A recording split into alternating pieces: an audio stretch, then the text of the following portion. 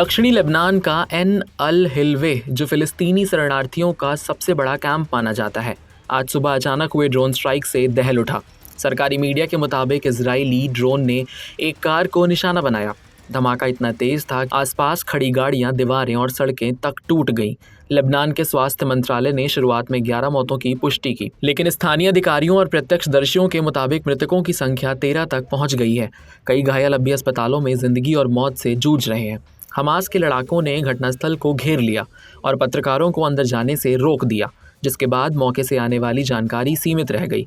Israel सेना ने हमले की पुष्टि की है और दावा किया है कि ये हमला हमास के ट्रेनिंग कमांडर पर ज़्यादा किया गया है, जहां से इजराइल पर हमले की तैयारी की जा रही थी।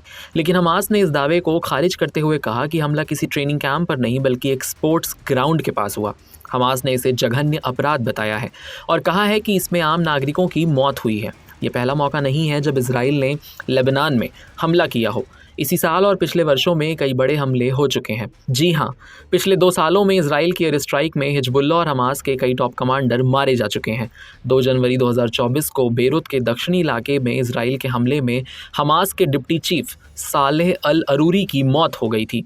इजराइल का कहना है कि ये दुनिया में कहीं भी छिपे हमास के नेटवर्क को ख़त्म करता रहेगा। मौजूदा हालात की जड़ें 7 अक्टूबर 2023 से शुरू हुई, जब हमास और इजराइल के बीच युद्ध छिड़ गया। अगले ही दिन हिजबुल्ला भी इस लड़ाई में कूद पड़ा, जिसके बाद 2024 में ये बड़ा संघर्षपूर्ण युद्ध में बदल गया।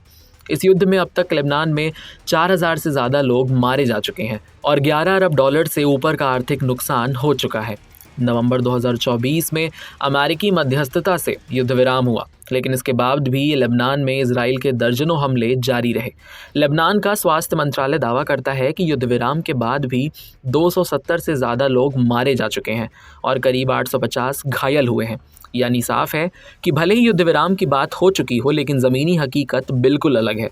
हालात फिर से गंभीर होते दिख रहे हैं और इस ड्रोन हमले ने तनाव को एक बार फिर बढ़ा दिया है।